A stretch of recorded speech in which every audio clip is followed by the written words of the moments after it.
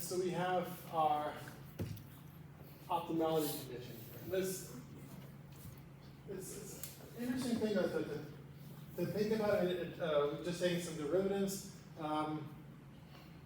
What are we doing here? Is this complicated? Is this difficult? We have a funny expression in English. When we say something's not difficult, we say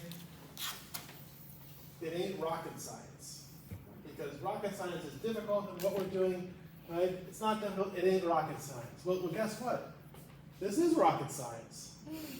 This methodology, optimal control, right? Our consumption of equation, it's exactly the same sorts of mathematical techniques used to, say, guide rockets to the moon. We're determining an optimal trajectory, not of a rocket through space, right? But of consumption through time. But it's mathematically the same technique. Cool picture. Right?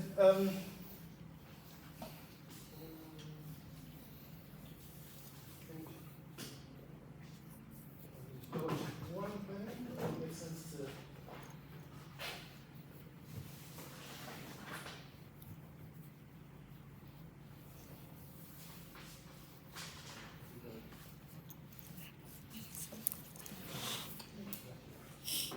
So what is this telling us about our optimal trajectory?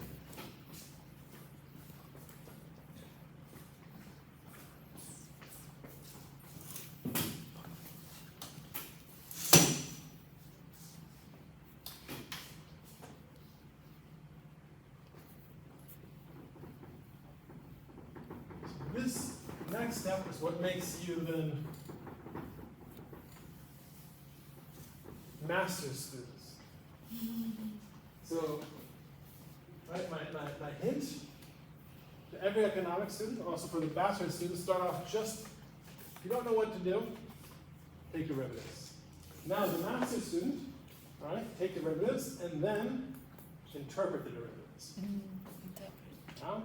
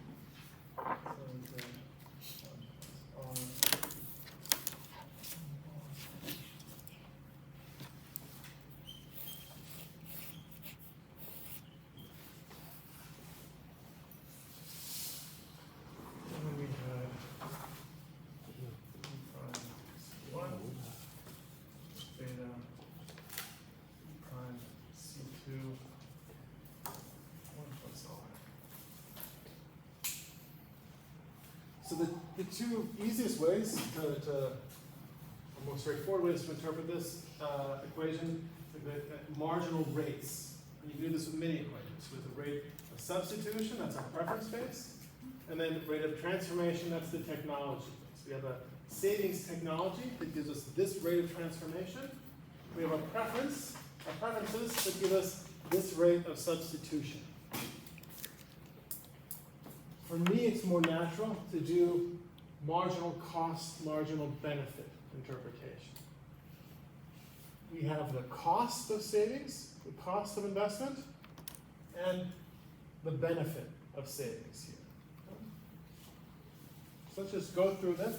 It's good practice. All right, so the cost, this tells me here the time T utility cost of saving one additional unit of the good. Right, it's the cost. Why is it the cost? Well, I could have consumed that unit today. If I would have gotten this additional utility. But I did not consume it, I saved it. This cost me that much utility. Right? I like to think of marginal utility. The easiest way to think about it, it's good now since it's after lunch, as I like to think this is how hungry I am. Marginal utility from consumption has gone up, right? Because it's positive, and that's how hungry I am. If I reduce my consumption today, as I reduce my consumption, this increases my marginal utility from consumption, negative second derivative, right? As if the sixth piece of pizza made me just a little bit happier. The fourth made me happier than the sixth. The first made me happiest of all, right? Reducing consumption increases marginal utility from consumption. In other words, the less food I eat, the hungrier I am. So think of, for me, the easiest way to always make sure I'm doing things in the right direction. Marginal utility is hunger. Right? Okay. So I have to go hungry by saving. That's the cost. Now, what do I get? This is the number of goods I get in period 2 saving one good in period 1. I don't just get one good, I get 1 plus return, 1 plus R goods next period. Okay? And when I multiply this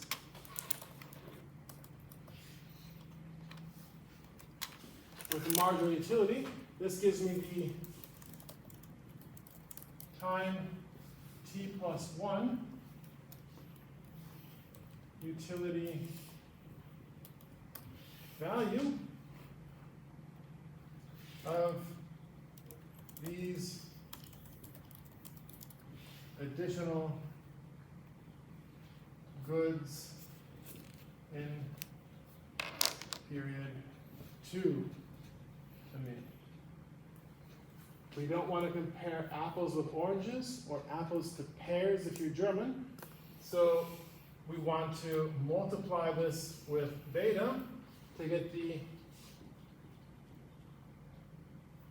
time t value of time t plus 1 utility value of these additional goods. Right. Also think of this beta like an exchange rate. It's exchanging happiness tomorrow for happiness today. It's telling us, right, the exchange rate between periods of happiness. Right? So let's, if you assume for a second that we have the inequality, it's not what holds with equality, it holds with inequality, right, in this direction. This tells me that, well, the marginal cost of savings is greater than the marginal benefit. What should you do? If something on the margin costs you more than it benefits you, should you do it? No. No. Right? No. We should do less. Right? So marginal cost exceeds marginal benefit. Reduce savings. Well, as I reduce savings, what's going to happen? So as S goes down, C1 goes up, and hence U prime of C1 goes down. Right, I save less, I eat more, I'm going to be less hungry today. This also means that C2 goes down. We have fewer goods available tomorrow, so will be U prime of C2 goes up. All right, so we're going to shift resources from period 2 back into period 1, so long as these marginal costs of savings exceed the marginal benefits. And notice what we're doing is we're correcting this. This is tending to reduce this side, and this part is tending to increase that side. So reducing our savings is lowering our marginal costs and increasing the marginal benefits, and we're going to keep lowering our savings until it holds again with equality.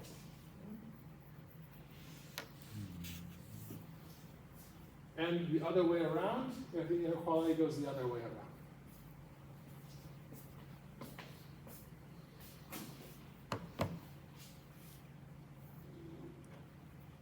Right, from this perspective, right, we have the rate at which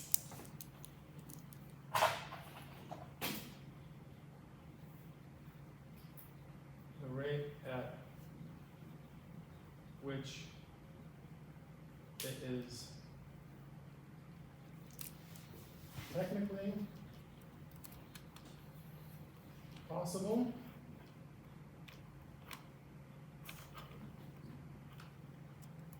to transform C1 into C2,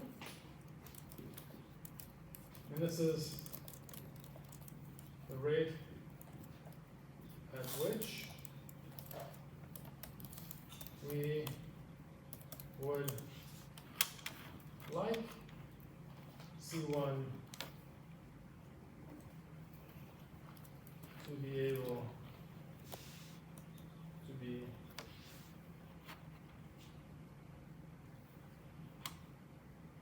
the rate at which we would like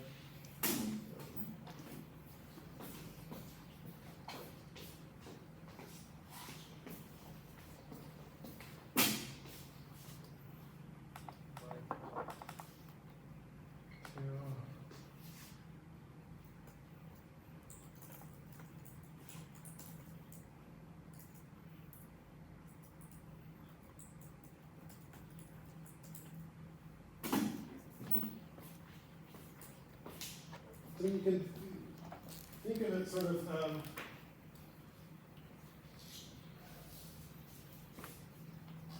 this is how we put sort of right, our dreams, our desires meet cold, hard facts, reality. Right now, I would ideally like to be able. I'm really hungry right now. I would really like to be able to trade just a little bit of future consumption for a lot of consumption today. Right? Well, I can't do that. Right? That's the rate at which I would like that to happen, and that's going to be based on my preferences, my current consumption pattern. But that's the rate at which is actually possible. So I'm going to then change my behavior, my consumption profile, right, until the rate at which I prefer, I would desire these two to be exchangeable across time is equal to what they actually are. I mean, you could think of a world, ideally, I don't know, if I was dictator of the world, I could set R according to my preferences, and so no matter what I'll make R equal to what Alex Mayangota likes, right? Unfortunately, I'm not that powerful. This is just the market rate. So, like, I look at this and say, ooh, right, given I'm I'm really hungry right now. Right, so U prime is really high, and I'm going to be doing just fine tomorrow. Right, I got to go to the grocery store later. I'll get lots of food, but right now I'm really, really hungry. So U prime is really large. U prime C1 is really large. U prime C2 is really small. So I have a really big expression over here. And it's larger than this. I see. Well, wait a second. The rate at which I would like to move things across time isn't equal to the rate at which I can. So what I need to do is bring down marginal utility from consumption, increase my consumption now, and decrease my consumption in the future until the two of those match. And then I have my visions, my preferences, my desires, my wishes over profiles matching reality.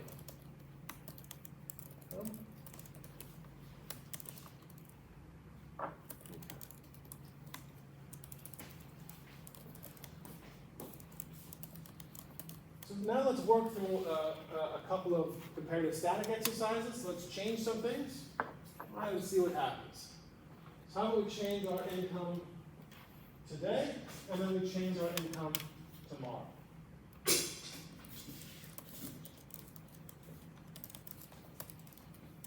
So let's start in a situation where the income profile already exactly matches the optimal consumption. So we're in this special case where this household is neither a saver nor a borrower, right? But and they consume exactly their income profile. And now we're going to increase their current income today. Right? We're going to drop a 500,000 dong note in front of them. They're going to pick it up, and just like we thought about it, they're going to consume. No, they're not going to consume it all. They're going to do some consumption, but they're also going to do some savings. Right? They're going to have some fun today, and they're going to have some fun tomorrow with it. Maybe go out for coffee with their friends today, and take their parents if it's so nice to go out to dinner this weekend. Okay, so what do we see here? Well, certainly this increase in Y1, it's shifted the budget line out. Right, so we're going to be able to afford indifference curves that are further off from the origin. So this increases our utility. All right, big surprise. All right, we get utility from consumption, give us more income, we can afford more consumption. Consumption today and consumption tomorrow increase because of that. All right. Now, instead, we're giving this bachelor's student, instead of finding a 500,000 dong note, finds an article that the Ministry of Education in Vietnam and the German Ministry of Education have declared that the VGU is the best university in the world, and all students have better prospects for the future. All right. Right? This sounds like higher income in the future for our students. We've got an increase in future income. According to our model, is our student going to wait for this income next period to manifest itself? No. It's going to go to the bank with this letter and say, look, VGU is a rising star. I'm a star at the VGU. Give me a loan. And I'm going to take my friends out for coffee today. And this weekend, right, when I graduate, I'm going to take my parents out to dinner. Uh-oh, that's the same story as before. It doesn't matter when this increase occurs. If it leaves this kind of lifetime utility the same, our household's going to choose the same pattern. Right? So if the increase tomorrow is, from present discounted terms, the exact same as the increase today, and the fact that it happens tomorrow or happens today doesn't matter. Yeah? Again, the timing of income isn't important, is irrelevant. Why? Because we have these financial markets, right, that allow us to borrow against the future, just as they allow us to save for the future. If we have perfect financial markets, the only thing that matters is the present, the discounted value of our lifetime income. Exactly when it happens, right? Imagine, again, so if I'm going to get $1 million every year, right? Or if I win $20 million today, or if I'm going to win $25 million in 2 years, all three of these are essentially the same in terms of the present discounted value of income. If there's no uncertainty, right, and we have perfect financial markets, I should be able to sit down with my banker, show them the proof of these passive income, and I should be able to borrow against that. Right? The timing doesn't matter. It's only the present value of income. Right? Again, to write this out, we determine our present lifetime of the profile of consumption, right, equal. Now here, I've added in taxes. Right? Now we can think about something that one of you brought up yesterday, the day before, Ricardian equivalence, right? So let's see what happens if we add in taxes here. So before we just had the taxes were 0, so we're doing the same thing now. We're going to have taxes every period. So my consumption today, my consumption tomorrow, are going to be limited to some extent because my income, it's my disposable income that matters today and disposable income tomorrow. Right, so let's think about what happens if we have a tax break today. So dt plus 1 is 0. Our taxes get reduced today. This would tend to increase, right? This would increase my disposable income available to me today. So this should make me wealthier. Well, how's this going to be financed? How's the government going to pay it back? They're going to have to raise taxes some point in time to pay back this tax break today. If they don't decrease government consumption, they're going to have to pay the taxes back. Maybe they're going to borrow the money in financial markets themselves.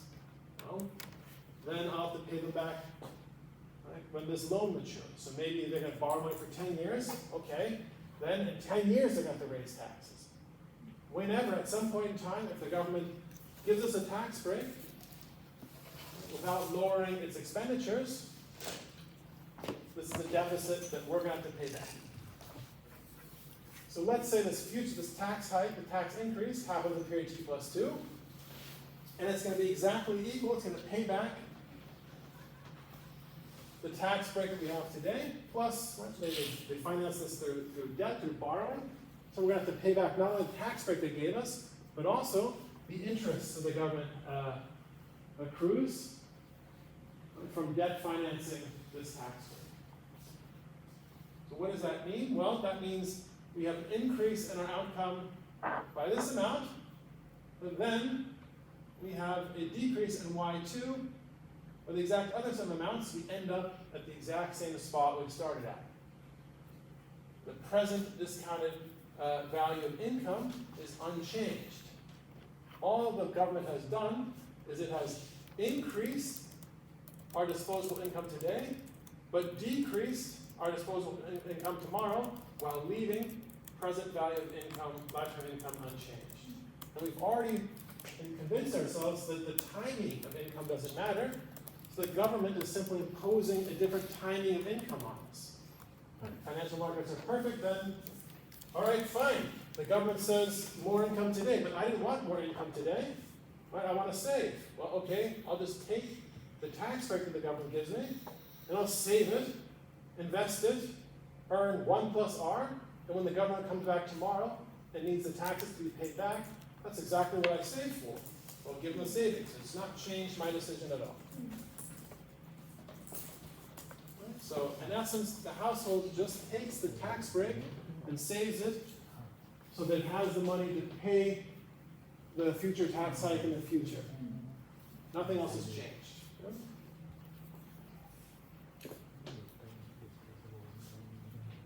Okay, how about changing, say, the real interest rate, right? The marginal rate of transformation. This is going to be, is going to have some changes. It's going to depend on whether you're a borrower or a saver, right?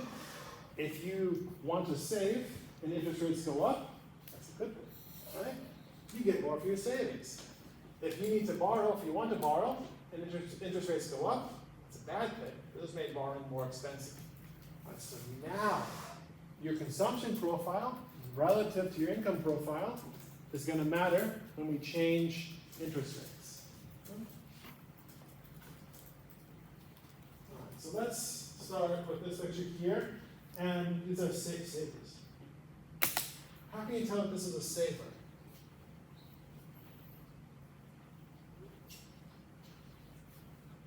We have this dot here is always optimal consumption,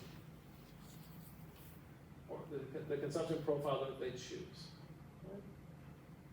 Consumption today is less than income today, meaning the household is saving this portion of its income. Right, so that tomorrow, its consumption can be higher than its income tomorrow. Right, so it's saving today. And now we raise the real interest rate. This is going to increase the absolute value of the slope of the budget line. It's going to make this budget line steeper. Right, so before, remember when we increased income, it shifted it out. Now we're changing the slope. And the question here, or the key to understanding this, is really understanding how we're going to mechanically rotate the budget line.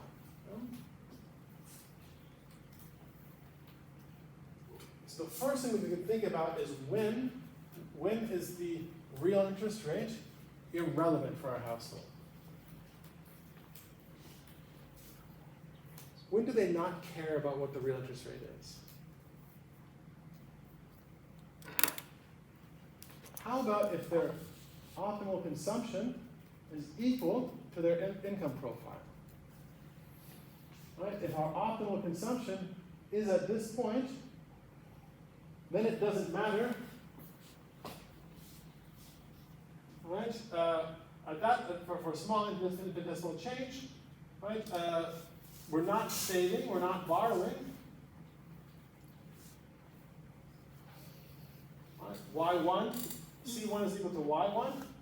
That drops out, and C2 is equal to Y2. That drops out as well, regardless of what the real interest rate is. This is what should tell you, or give you the clue that the rotation is going to happen at the income profile. So we take our household's income profile, but we increase the real interest rate, so we rotate the budget line around the household's income profile. All right, and what happens now? Well, our saver, the amount that it saves now generates a higher return. Right, so it's definitely going to see an increase in its income from saving. So we're going to see here an increase in consumption the next period. Right? This makes savers better off. Right? We get a higher return on our savings. We're going to be able to afford more consumption in the future. But, Yeah. but C1, the new C1 is also higher than the old C1. It's not entirely clear. Yeah. It's not so obvious here. Mhm. And so why not? Remember the Marshall-Lerner condition that we had was dealing with two countervailing effects. Right? The imports when the exchange rate goes up, we'd like to import less, but this makes the imports that we have cost less. I'm sorry, the other way around. But yeah, Right? So we have the price effect and the quantity effect. We have something very similar here. It's called the income effect and the substitution effect. So the income effect tells me I had an optimum consumption path profile for an optimum amount of savings. When the interest rate goes up, this means I can generate the same amount of future income with lower savings today. So I can get away with, I can afford to save less today because each unit that I save generates more income per unit than before. So this would tend to lead me to reduce my savings. But we have the substitution effect. The substitution effect tells me that the return of an additional unit of savings today is higher. So if I think about the opportunity cost, right, a unit that I consume today could have been saved, and with the higher return would have generated me much more income in the future. Now's the time to save. Not saving, consuming today is more expensive because the alternative, saving, has become more attractive with the substitution effect. So this would tell me I should consume less and save more today. So we have these two countervailing effects, which is why it's not here obvious. I think here, if you look at it, these assumptions here with a slight increase in C1. So this would tell us the substitution effect outweighs the income effect, right? For this graphic here, graphically. So that's not clear. What is clear is that C2 is going to go up. All right, how about our borrower? Our borrower over here. Right, we know they're a borrower because they consume more today than their income. Right, so they're borrowing to finance this amount of consumption, and they have to pay it back tomorrow. Right, they're consuming less tomorrow than their income. So here's their, right, where their income profile is in the budget line, and that's the point where we're going to rotate this, and it's going to become steeper. So we now find ourselves at the higher interest rate at this point here. Well, what does this mean? Well, if the interest rate is higher, we can't afford to borrow as much, so our consumption today is going to be less. Right? With less borrowing, right? We have less to pay back in the future, so our consumption tomorrow will go up. Right? Our consumption profile is going to be moving closer towards our income profile, right? Because borrowing is becoming more expensive, we're going to move closer to this autarky state. Okay, so it's like from the old one is like, yeah, that is the old one, right? That's the old one. Okay, yeah. And this is the new one. And you can tell, go to the point here and find which is the steeper line. The steeper line is with the higher interest, real interest rate. So steeper, this is shallower. Here, steeper, this is shallower. So probably, like here, you can also see, because there's an arrow there too. But if there wasn't the arrow there, that's what I was looking at. Yeah, good question. Right. All right, what's also interesting, if you look at this, the saver with the increase in the real interest rate is moving sort of further away from this point of rotation, and the borrower is moving further towards. All right, so the savers, the savers end up on a higher indifference curve. This is good for them. It's not clear whether C1 goes up or down. C2 definitely goes up by much, and by so much more that it's obvious they're better off. Right?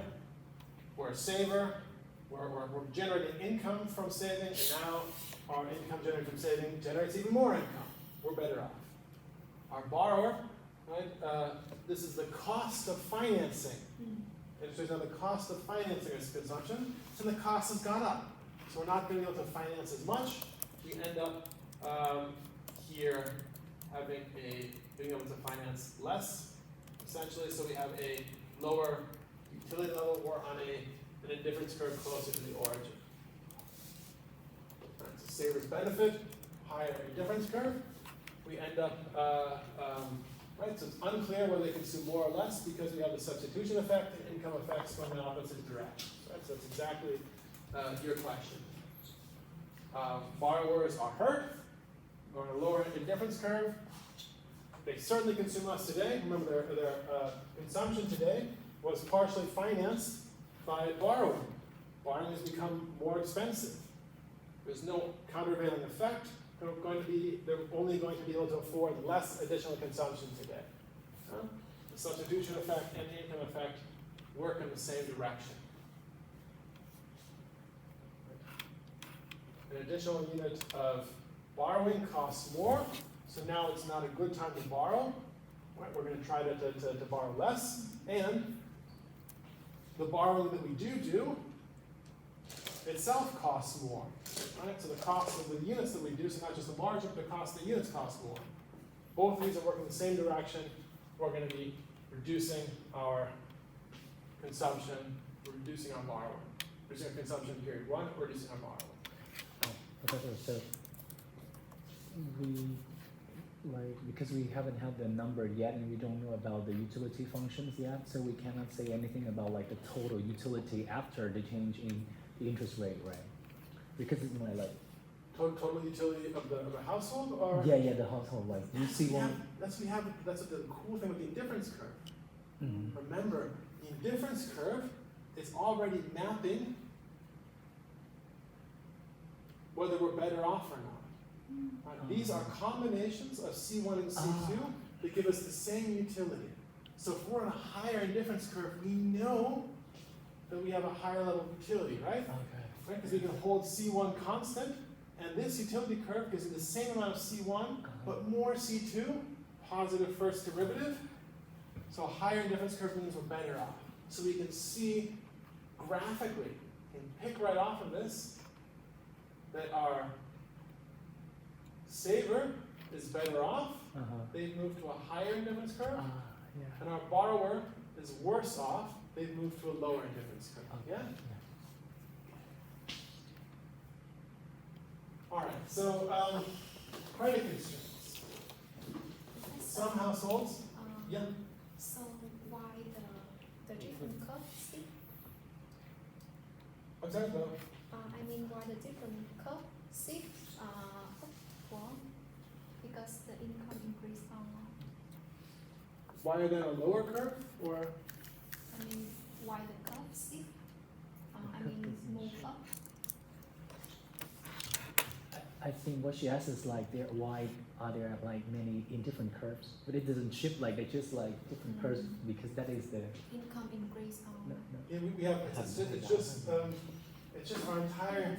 It's our entire utility. So we have all. No, cái shift mà nó không tồn tại cái đường nó Tại vì cái đường chéo nó bị thay đổi nên nó có cái điểm giao để có điểm giao nhau để optimal á, thì nó phải.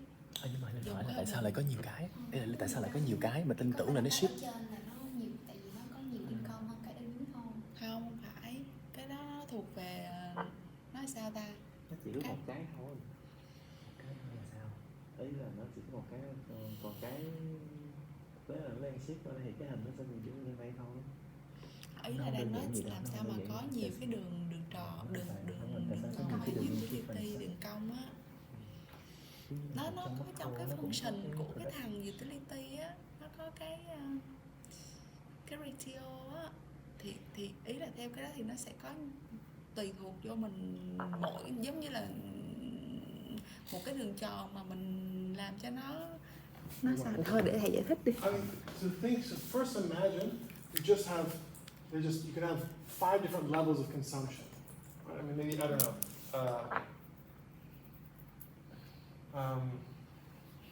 1 coffee, 2 coffee, 3 coffee, 4 coffees, 5 coffees. You know, we want more coffees, always make you happier. Reference. I don't know, like more coffee always makes me happy. So this is fine, right?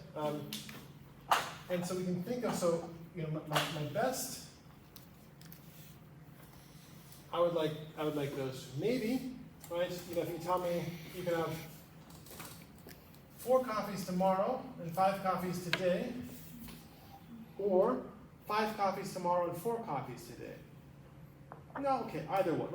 It's not 5 coffees on both days. On one day, I'm gonna have to give up a coffee. So I'm kind of saying that I think those two are the same. Yeah? Mức độ thỏa mãn.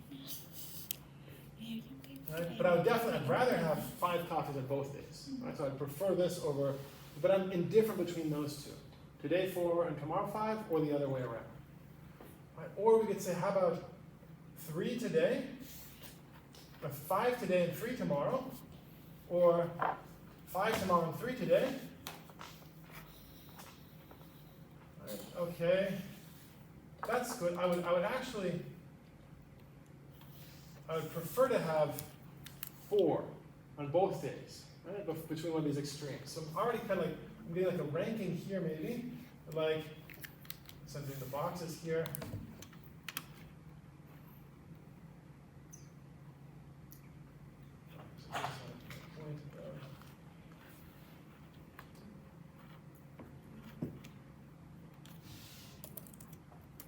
I have something, every point along that line, or that curve, gives me the same utility. Just like 5 today and 4 tomorrow, or 4 today and 5 tomorrow, I was indifferent between the two. Right? I'd prefer to have 5 each day, but I don't care if I have to give up 1 coffee today, or 1 coffee tomorrow, if I can only afford 9 coffees in total. Well, then we have the case of maybe the 5 today and 3 tomorrow, or 5 tomorrow and 3 today. So it depends on the total. Yeah, we're just adding value to these combinations. We're assigning a value to them, and I prefer 4 on each day. So we can maybe give these like numbers. This would be 100. Every curve, that's my happy life. That's my 5 coffee a day world. Yeah, I love it. Here, right, this is a 95 world. Down here we have a 90 world. I'm a little bit happier, right? I don't want to have 5 one day and 3 the other day. I prefer, right, smooth consumption, right? I prefer to have 4 on each day. So that combination gives me happiness level of 91. Right? And that's all we're doing here, these indifference curves. We have the entire space. There's it's not just, we can have like 4.5 coffees. I can make a smaller coffee. We have this entire space that's filled with all these curves. Yeah? And as you see here, the further out I go, the higher is my total level of happiness. Yeah? And there's so many curves, it's actually completely, I can't draw this and we can't look through this if we have an infinite number of curves. So to make it visible, we're just going to draw a couple of curves. Right? And this curve all the way out here, this is my happiest 5 coffee a day, best life.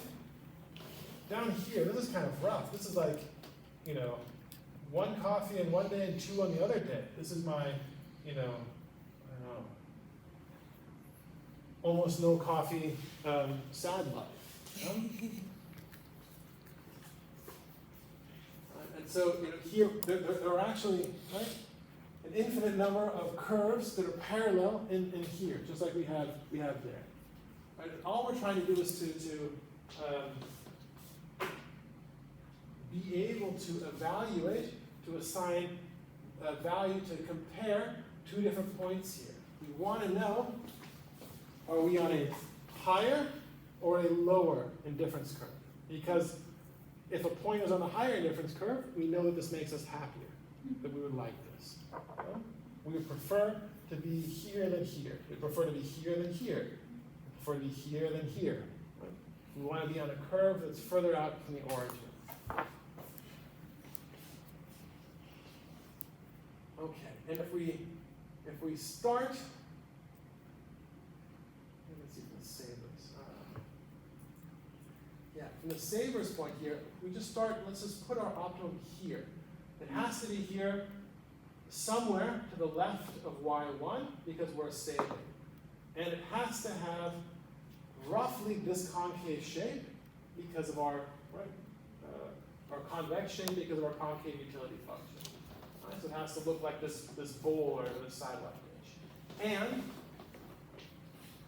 point of tangent, someone pointed out, derivatives have to be the same.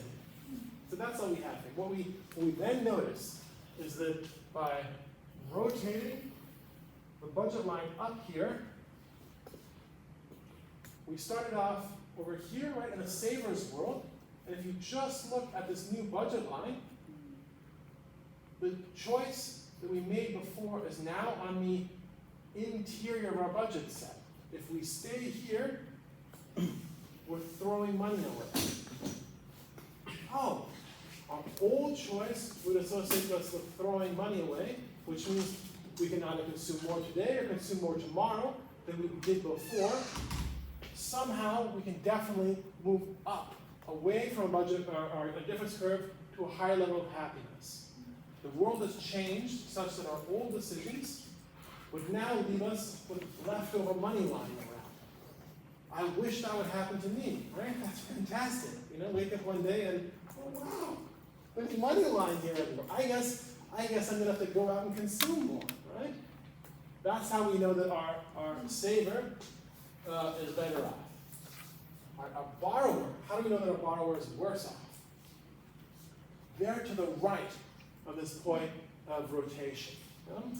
So this means their old consumption choice, right? It has to be down here, it has to be higher than income, right? To the right of this income profile for them to be a borrower.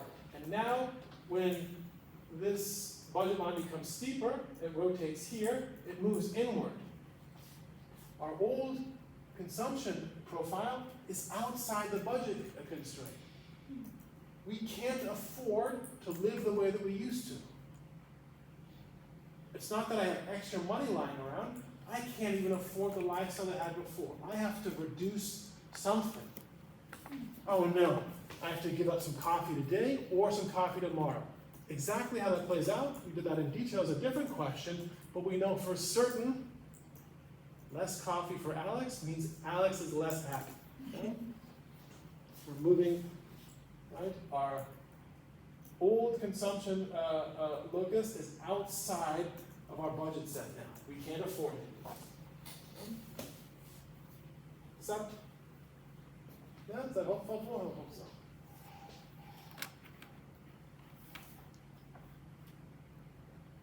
So now let's think about the consequences of credit constraints. So some households are credit constrained. They cannot borrow as much as they want. You can't go down to a bank in Ho Chi Minh City, show them your report card from the BGU and say, I want a motorbike. Yeah? You could show them something else maybe and get the money for motorbike, but unfortunately I don't think your grades is going to be enough. Yeah? We think you should be able to, not just we who teach here, but we economists. A perfect credit market, perfect financial markets would allow you to do that. So you are households that are, in that perspective, credit constrained. Yeah? You cannot borrow. I'm assuming that you all want a new motorbike. If not, then maybe you're fine. But let's assume that you want to borrow more, but you can't, yeah? For whatever reason, right? Then you're credit constrained. So what does that mean? This has a direct consequence, namely that your consumption is then a function of your current income.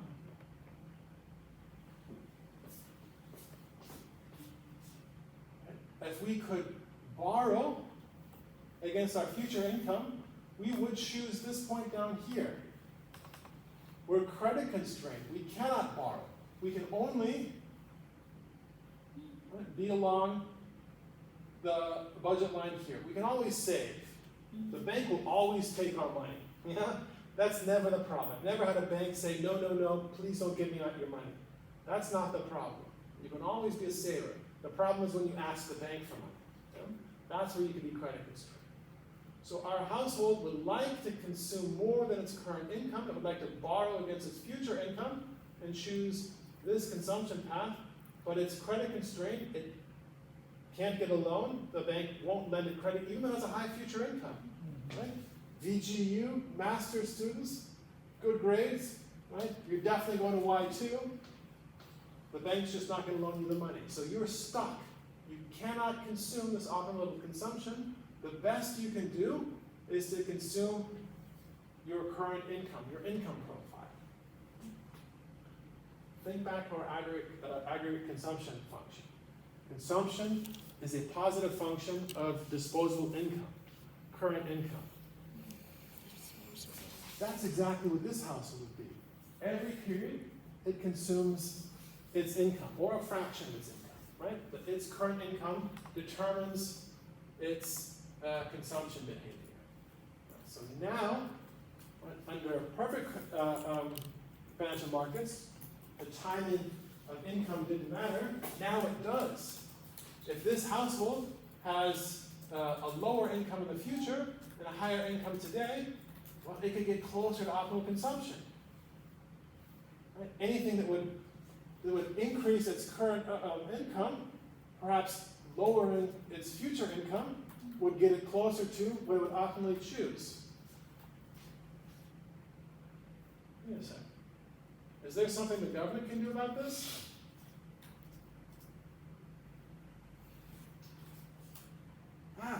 Under Ricardian equivalence, lowering taxes today and financing them by raising taxes in the future didn't change households' behavior at all if we have perfect credit markets.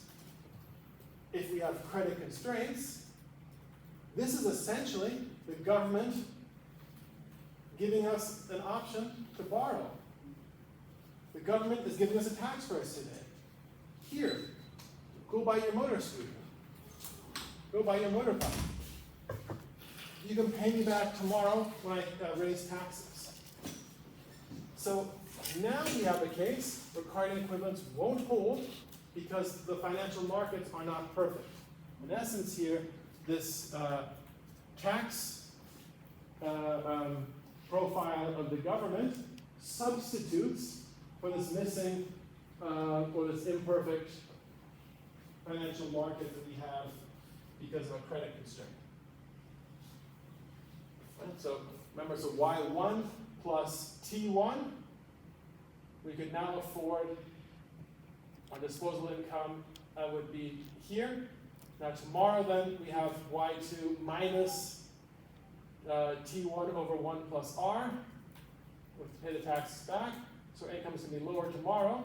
If we could already afford the optimal consumption profile, this wouldn't make a difference, but we couldn't already afford the optimal consumption profile, and this would actually bring us closer, would certainly increase our utility. Right, so we can see also then here's a good example of how if we have a market failure, here are markets failing with imperfect financial markets, credit constraints, government intervention, right, can help, can fix market imperfections or market failures. All right, and the consequences of this on the aggregate is if we have some households who are credit constrained. Do you think we have some households in Vietnam that are credit constrained? Yeah. Yeah. Do you think we have some households in every economy that are credit constrained? Yeah. Yeah, I think so too. This means that aggregate consumption in the economy at any given point depends not just on the present value of income, but it's also going to depend on current income. We're going to have a stronger dependence of aggregate consumption on current aggregate disposable income than we might think there would be if we had perfect credit markets. Right, so we can now bring this together into a consumption function, like we were looking at before. We have our current disposable income. Right, if we just had credit constrained households, this would be the only term that we would have here. Right?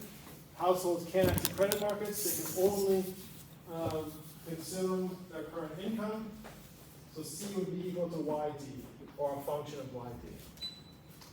But if we have some households that are credit constrained, and some that are lenders, and some that aren't credit constrained, we're also going to have some of this dependence on the present value of the lifetime discounted income, or lifetime expected income, which, right, discounting the present value is going to be related to R, and right, this future income, right, we can summarize in terms of growth expectations.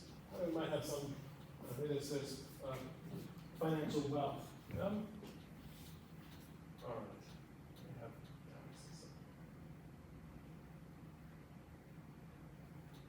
right, so, as I said, the COVID, for example, Corona, what do you call that in Vietnam? Do you call that, in English in America, they call it COVID-19. In Germany, they call it Corona. Do you have one of those two, or do you have your own word? Corona or What was it, Corona or COVID? Yeah. yes, both. Both, use both, okay. Yes. Because Germans only ever talk about Corona, and Americans almost always only talk about COVID. All right, so you're worldly, yeah? You'll call it by, okay, so, horrible thing for obviously for the world when we went through that. But in terms of economic insight and data, it was fantastic. Why? It was an exogenous event, right? We have a shift in all sorts of economic behavior that wasn't endogenous. It wasn't caused by maybe a government leader reacting to his country's economic situation, right? So did they raise taxes to increase income, or did income increase because they raised taxes? That's always a difficult thing to sort out, right? The chicken or the egg. Right? Remember, I told you the causality is really important. It's always my favorite example. Right? When it rains, I see people carrying umbrellas. I don't like it when it's raining. It's annoying to me. If we could just ban umbrellas, we could get rid of the rain. Of course, that doesn't work because umbrellas don't cause rain. It's the other way around. Right? That's fantastic. Right? There we know which direction the causality goes. We know that it's rain causing people to carry umbrellas, and not the other way around. And this is exactly that sort of event. It was like rain in our economic decision-making process. And a painfully, obviously exogenous effect, or exogenous shock or impact. Yeah? So it's identified, if you think of the econometric term. So let's think about does consumption depend on current disposable income only, or also on expectations of future disposable income? Right? I mean, my gut feeling tells me that I'm going to make my consumption decisions more based on what I have in my pocket. Right? This consumption function that we've used the past couple of days, we just looked at consumption as a function of current disposable income. Right? That's not only, I think, intuitively appealing. Right? We see this having been used in macroeconomics. But that's the Keynesian consumption function. John Maynard, Lord John Maynard Keynes. Right? English Lord, came up with this consumption function. So it must be right? And I don't know. The explanations given today that the timing of income doesn't matter. I mean, this is kind of appealing to me as an economist because I like we did derivatives and I can compare these things. And that's kind of cool, but really, the timing doesn't really. Is there any evidence for this? COVID gave us many wonderful examples. Right? Why? So does consumption depend on current disposable income only, or also on expectations? So we have the outbreak of the COVID pandemic in Spain. So we have here the raw series, or a 7-day moving average of consumption expenditures of people in Spain. Now, they put a dotted line in here. If they didn't put a vertical dotted line, do you think you could identify when the COVID lockdown was imposed here? we can see this. Consumption, consumption, consumption, bam. Right? That's very obvious. Okay. Now this is interesting. We have consumption collapsing immediately.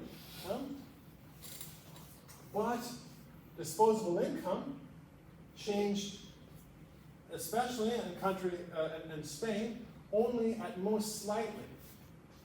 It's very difficult to fire people in many European countries. There's lots of labor market protections. There's also a lot of government replacement programs put into place, so that most people, right, COVID hit, they were locked down, people's income didn't change. And yet we see right, consumption collapsing immediately. Right? This might lend credence to, right, it's not the just current income, it's the timing of it. What do people think? Well, oh my goodness, sure, I haven't lost my job today, I haven't lost my job yet, right? There's a government replacement program for now, but this is surely going to hurt the economy, this is surely going to impact me, right? I mean, I have increased uncertainty. A lot of people, despite their current disposable income having not changed, reacted because of fears of the future. The interpretation from the model we have here would be a fear of a decrease in future expected income, right? And if Y1 doesn't change, but Y2 goes down, this would be a decrease in your discounted sum of lifetime utility. That present value would go down, even though your current income doesn't change. And according to our theories, even if Y1 doesn't change, if Y2 goes down, this shifts the budget line inward. People are, on a lifetime perspective, they have less income, so these households would then react by reducing their consumption today as well. So consumption today would go down because of a decrease in expected future income. Right, and that's what we see here.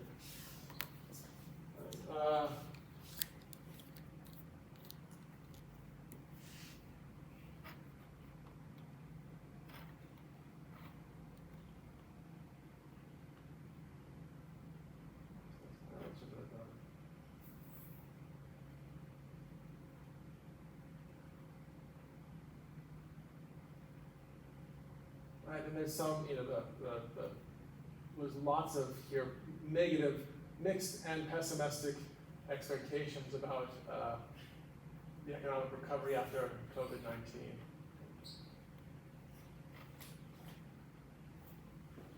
Okay, so we've gone through this. It's a simple model of consumption savings decision, but it gave us that rocket ship guiding consumption Euler equation that we can interpret marginal cost, marginal benefit, marginal rate transformation, marginal rate substitution, and we are going to see exactly this equation when we go to our new Keynesian model that will begin on Friday. So tomorrow we're going to take now this equation here. All right, we saw how this relates, the savings component, so the savings are somehow related to our investment decisions. All right, and I want to look at how we price different assets, how it can be related to that sort of equation, and what evidence we have. Right, and also some questions maybe about the yield curve. All right, so it's a maturity of different maturities of bonds. We've had some thoughts about maybe financial market liberalization, and look at that, and sort of then also look back on the history of financial crises. Right, there's always,